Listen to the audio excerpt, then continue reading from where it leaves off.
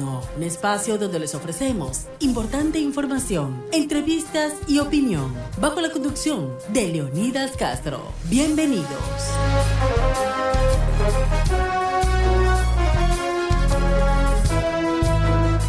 ¿Cómo están? Buenas noches, bienvenidos. Esto es Diálogo Nocturno, soy Leonidas Castro, un programa más, por supuesto, gracias a quienes nos sintonizan a través del @i99 en nuestras plataformas digitales, el canal de YouTube, por supuesto, y también en los 28.9 FM. Este es un programa justamente que llega a través de todas nuestras redes digitales y también en el tradicional FM. Estamos a esta hora de la noche con Diego Ceballos, especialista en Derecho Público. Quiero comenzar con Diego. Agradecerle, Diego, primero por estar con nosotros. Bienvenido.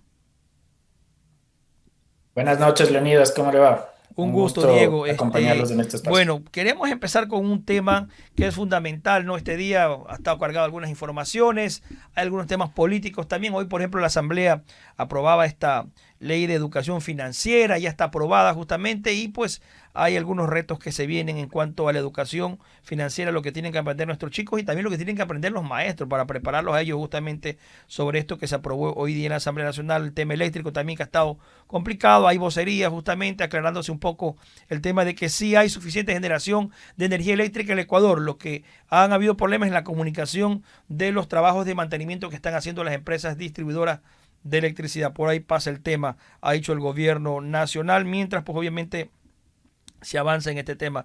Y hemos invitado a Diego Ceballos justamente, que es un experto en derecho público, porque a propósito de lo que está ocurriendo a nivel país en los últimos días, veíamos como en este caso en un gobierno local, provincial, hablándose de la prefectura del Guayas, pues se anunciaba que dos de sus autoridades dejan sus cargos. Uno de ellos ya lo dejó.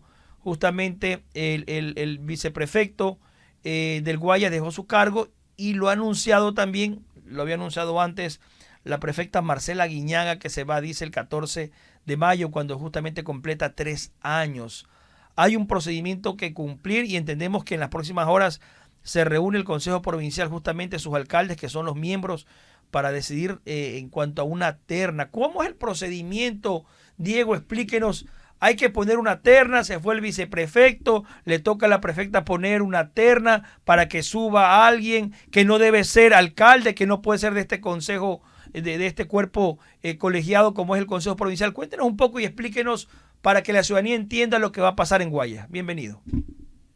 Gracias, Leonidas. Sí, efectivamente, el COTAD prevé el mecanismo a través del cual se designa a la persona que ejercerá la viceprefectura en caso de ausencia definitiva de quien ejercía ese cargo, ¿no es cierto? En este caso puntual, el viceprefecto, perdón, Carlos Serrano, renunció el 10 de abril y en ese contexto se da la posibilidad de ejecutar lo que te dispone el COTAD. ¿Qué es lo que establece la norma? Básicamente la prefecta, Marcela Guiñaga, aún en funciones, porque ella ha anunciado que renunciaría el 14 de mayo, tiene que presentar al seno del Consejo Provincial una terna para la designación del reemplazo de Serrano. Esa terna debe cumplir ciertas condiciones. La primera debe ser una terna integrada por personas de fuera del seno del Consejo Provincial. ¿Por qué de fuera del seno? Porque recordemos que el Consejo Provincial está integrado por los alcaldes y los delegados de las juntas parroquiales rurales de la provincia del Guayas, es decir, ya son autoridades de otros niveles de gobierno. No podrían a su vez ser viceprefecto, ¿no es cierto? Entonces, por eso es de fuera de su seno. Luego, además, hay un segundo requisito que se debe cumplir, que este no está escrito, pero viene de una interpretación de la norma y de un precedente jurisprudencial del año 2019 en la provincia de Loja. Recordemos que la prefectura se escoge en binomio con la viceprefectura, ¿no es cierto? Y tienen que cumplir con el criterio de paridad de género. Por lo tanto, para designar a quien va a reemplazar a Serrano como viceprefecto, tiene que cumplirse sí o sí este criterio de paridad de género. Eso implica que la terna, además de estar integrado por 3 personas de fuera del seno del Consejo Provincial, tiene que estar integrada necesariamente por hombres, porque a la fecha de designación de quien ejercerá el cargo de viceprefecto, quien ejerce la prefectura es una mujer, en este caso, Marcela Guiñaga. Por supuesto, esto obviamente está previsto en el COTAD y le pregunto, las normas tienen que cumplirse tal como están. ¿Y qué pasa cuando ya la prefecta se vaya? Es decir, al designar este cuerpo de consejeros al nuevo viceprefecto, que por ley de paridad le tocó un caballero, a un varón, cuando ella se vaya, pues él asume, él sube y tendrías que escoger una mujer de viceprefecta. ¿Cómo sería? Exactamente, exactamente. Si ya se, digamos, si se materializa efectivamente lo que ha anunciado la prefecta Guiñaga, esto es presentar la renuncia el 14 de mayo del año en curso, quedará vacante la prefectura. Por lo tanto, en función de lo previsto en el COTAD, el viceprefecto que sea designado seguramente esta semana por parte del Consejo Provincial asumirá la prefectura para el periodo restante hasta culminar la administración provincial 2023-2027, esto es hasta mayo de 2027. Nuevamente, por tanto, quedará vacante la viceprefectura.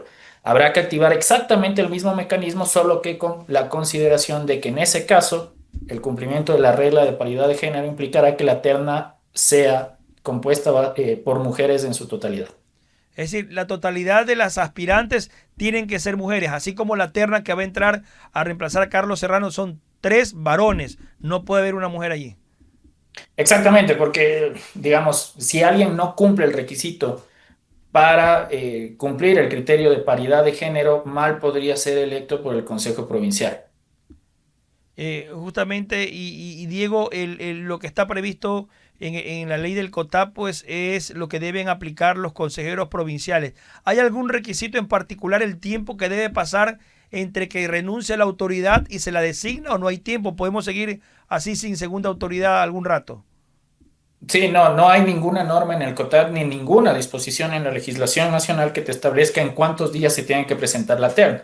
Ahora, en la práctica, lo que sí hay que considerar es que esto, en la medida de lo posible, tiene que ser lo más pronto, toda vez que esto implica que si no tienes una segunda autoridad ejecutiva, la viceprefecta no se puede ausentar ni de manera temporal ni de manera definitiva, pues quedaría en acefalía la organización provincial, ¿no es cierto? Entonces, ya pasó esto, digamos, en el año 2020-2021 con el fallecimiento del entonces prefecto Carlos Luis Claro. Morales, donde se activó el mecanismo de sucesión. Y ahí obviamente salió justamente el nombre del que fue en ese entonces, pues, viceprefecto José Yunes, justamente el papá del actual alcalde de San Borondón, que fue por muchos años también alcalde de San Borondón. Es decir, todas estas normas tienen que cumplirse tal cual están estipuladas, pero también se debe considerar en este caso, la prefecta ha dicho se va el 14 de mayo, son prácticamente menos de un mes, estamos a menos de un mes, y habrá que completar esa viceprefectura primero que nada. Sí, lo adecuado en este momento es que la prefecta Guiñaga ponga en consideración del Pleno del Consejo Provincial la terna para la designación de quien será viceprefecto seguramente hasta el 14 de mayo, una vez que la prefecta, perdón, Guiñaga presente como ha señalado la renuncia al cargo.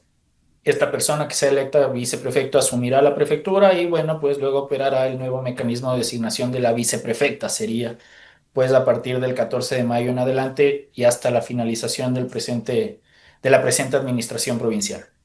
Diego, y en este proceso, justamente lo que está pasando en prefectura, hay que también hacer una rendición de cuentas, las autoridades se pueden ir, renunciar. ¿Cuál es el procedimiento que se da? Yo renuncio hoy, bueno, y dejo ahí el cargo y ya.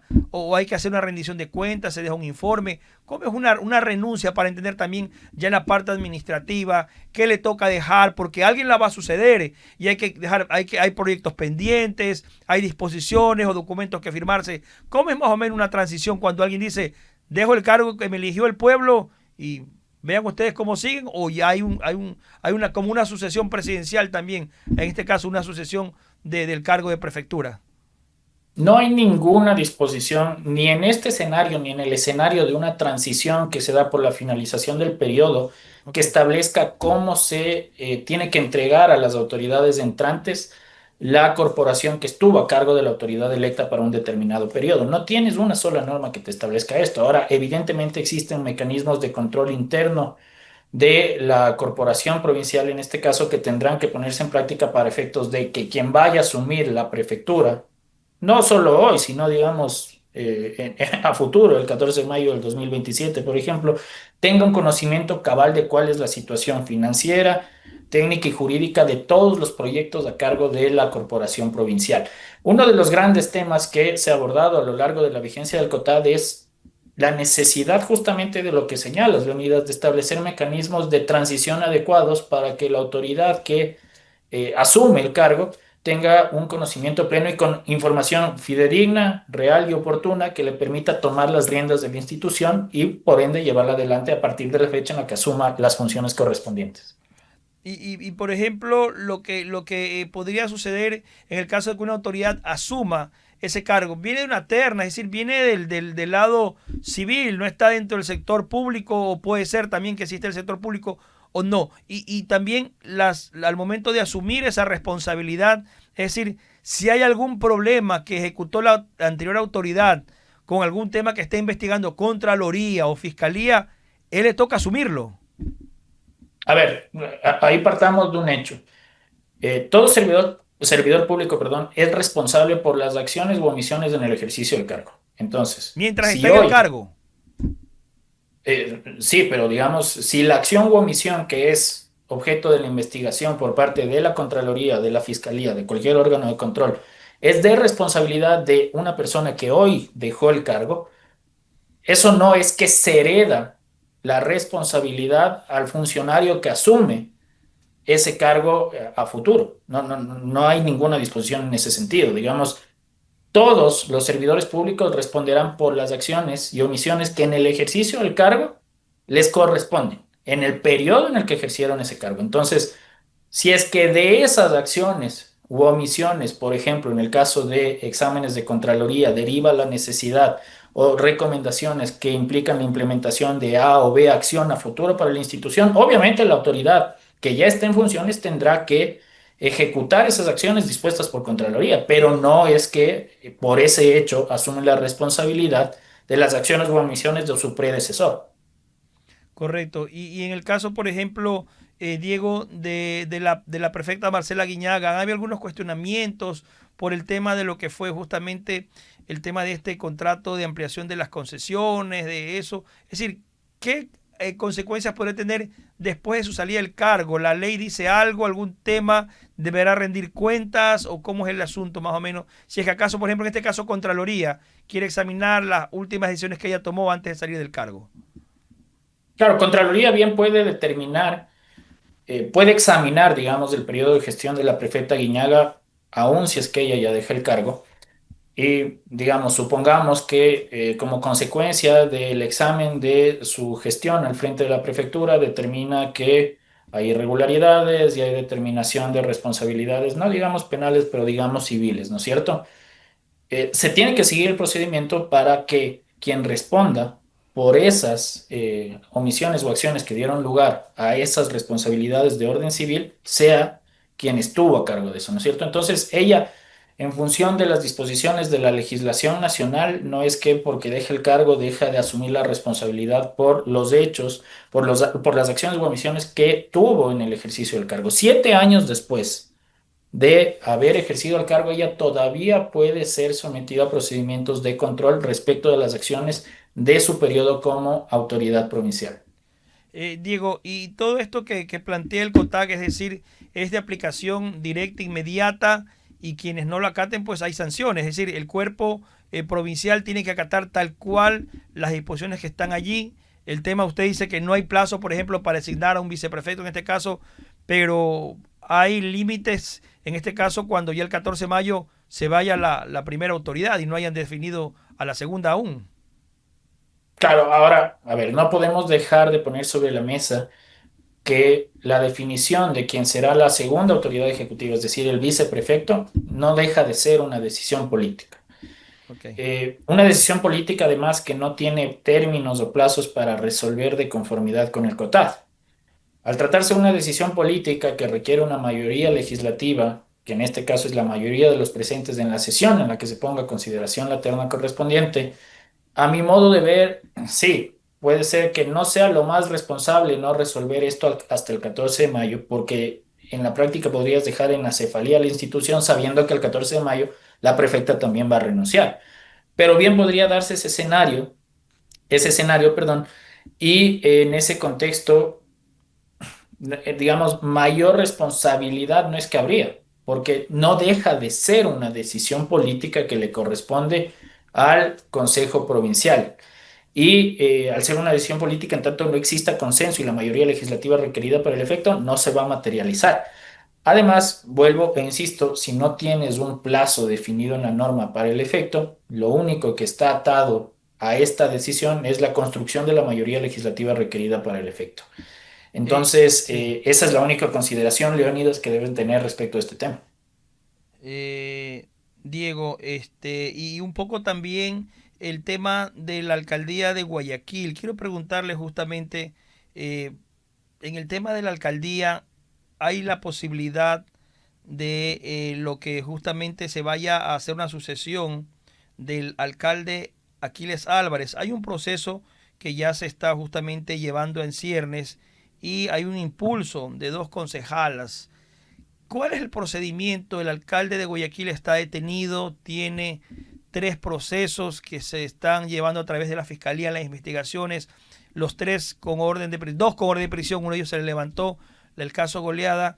¿Y cuál es el panorama legal realmente dentro del Consejo Cantonal?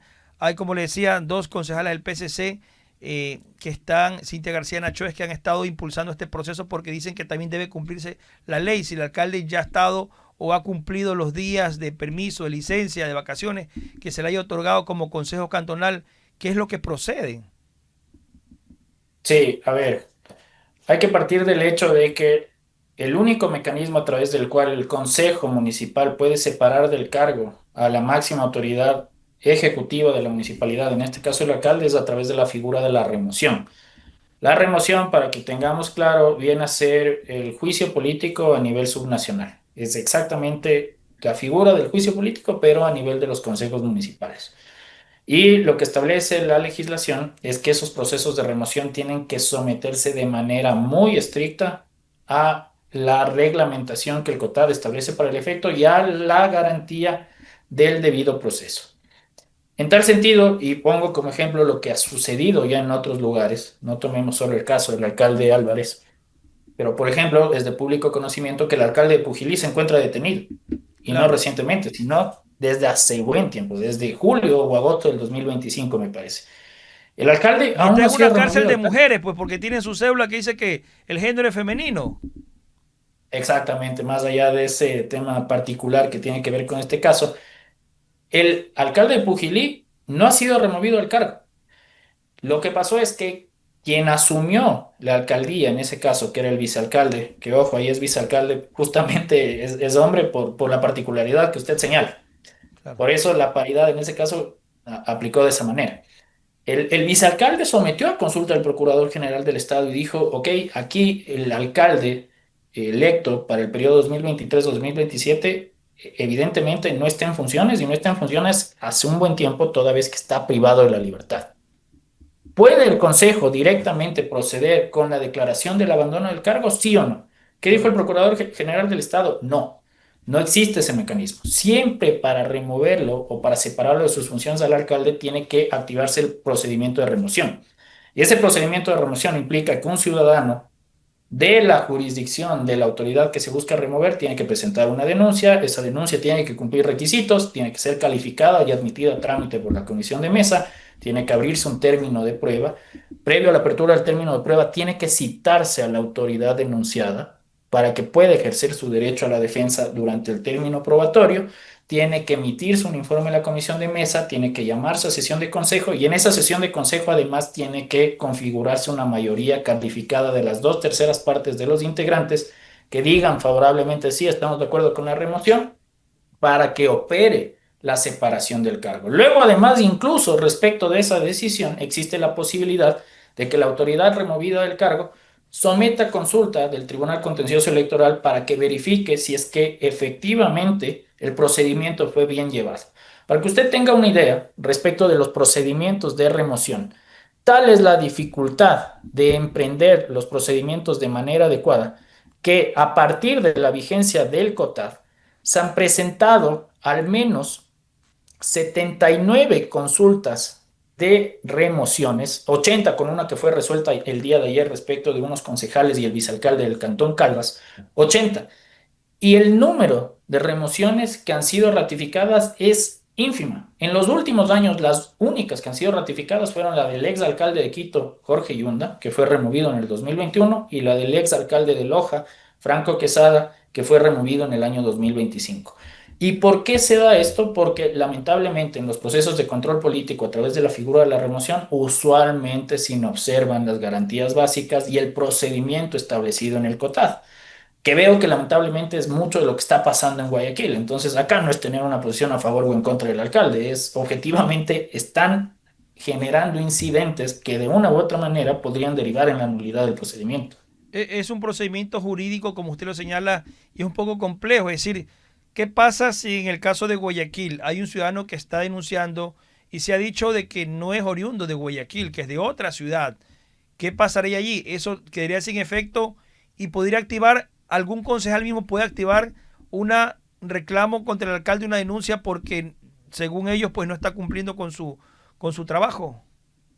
Claro, a ver, ahí hay dos como antecedentes. No es que yo puedo proponer la remoción por cualquier motivo. Las causales de remoción están definidas en el COTAD. Entonces, en tanto yo crea que el alcalde incurrió en una de esas causales definidas en el artículo 333 del COTAD, yo puedo proponer una remoción. El COTAD te dice que cualquier ciudadano podrá proponer la remoción de una autoridad de elección popular. ¿Es eso cierto? No, no es cierto. ¿Por qué? Porque a lo largo de la vigencia del COTAD, el contencioso electoral, el Tribunal Contencioso Electoral ha emitido jurisprudencia electoral respecto de este procedimiento y ha delimitado este concepto de cualquier ciudadano y lo ha ligado a la vinculación efectiva del derecho a elegir a tus autoridades en tu jurisdicción. Entonces, a modo de ejemplo, Leonidas, yo estoy Claro. domiciliado en Quito.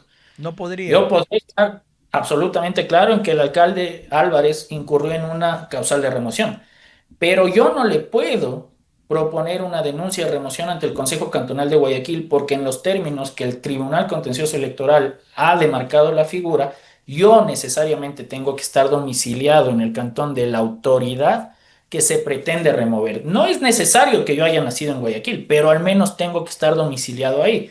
Y ahí el tribunal utiliza dos mecanismos de verificación. Uno, yo tengo que presentar la denuncia con reconocimiento de firma y rúbrica ante notario público y ahí yo voy a declarar mi domicilio. Y dos, por si acaso yo me avive y diga que mi domicilio es tal, pero no lo es, cruzan la información con el certificado de la papeleta de votación del último proceso electoral que le permite constatar al Tribunal Contencioso Electoral si yo efectivamente lo que estoy señalando es como es.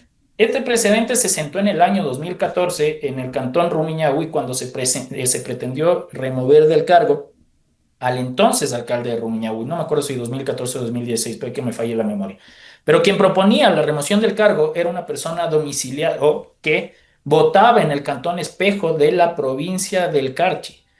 Por ese simple hecho se dio de baja el contencioso electoral del proceso y Claro. sentó este precedente jurisprudencial que ya ha sido reiterado en varias ocasiones. Entonces, eso hay que tomarlo en consideración. Ese es el un caso, ¿no es cierto? Luego el otro que usted me planteaba, Leonidas, es, ¿puede un concejal plantear una denuncia de remoción? Sí, puede, Sí. como cualquier ciudadano. Pero ojo, hay precedentes en los que el contencioso electoral ya se ha pronunciado que ese concejal que plantea la remoción no puede ser juez y parte y por lo tanto no podría ser integrante del órgano legislativo para efectos de tramitar la denuncia, ya sea como parte del órgano legislativo designando quienes integran la comisión de mesa, tampoco podría integrar por tanto la comisión de mesa y no podría ser partícipe del pleno para efectos de votar por la remoción de la autoridad denunciada. Entonces, esas consideraciones sí hay que tenerlas para efectos de la tramitación de estos procesos.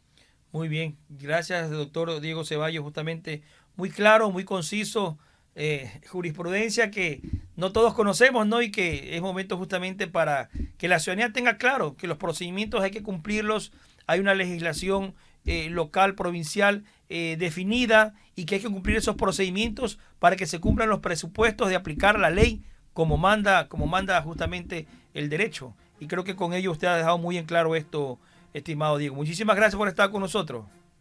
Qué gusto. Un saludo. Hasta la próxima, Muchas Leonis. gracias a Diego Ceballos, justamente especialista en Derecho Público, que está aquí con nosotros en Radio 99. Agradecerle, pues llegamos al final del diálogo nocturno. Que tengan ustedes una excelente noche y será hasta la próxima.